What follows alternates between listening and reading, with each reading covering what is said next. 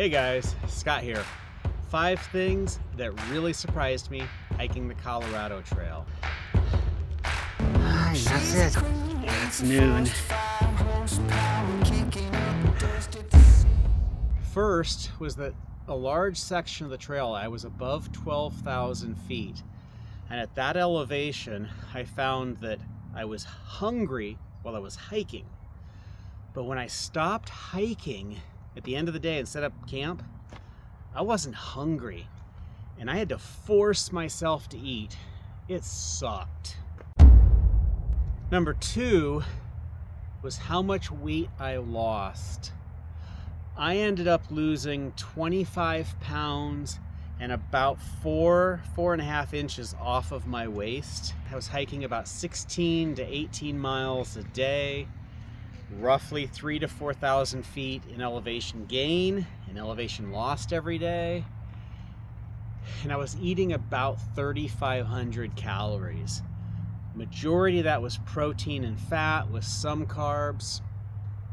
I tried really hard to eat a high protein diet, knowing that I wasn't going to maintain my calorie intake versus my calories out, and I wanted to try to maintain as much muscle mass as possible.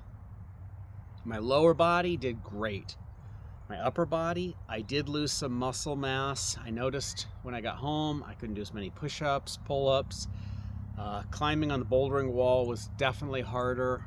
Kind of a balancing act there where my body was trying to figure out what I needed to maintain while I was in a calorie deficit. Number 3, I knew there were going to be big temperature swings up there. I'd watched enough videos, listened to enough people talking about the trail. I knew it was going to be really cold at night. I knew it'd be really hot during the day since I was going in the middle of summer, July and August. What I didn't expect was as many rainstorms as there were in all the hail.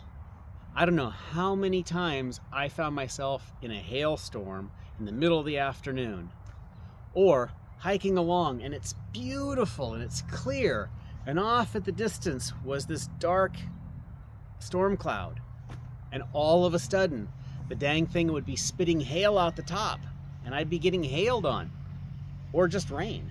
It was so weird. Number 4 is hitching. Everybody talked about hitching a ride into town to get supplies, get food, whatever.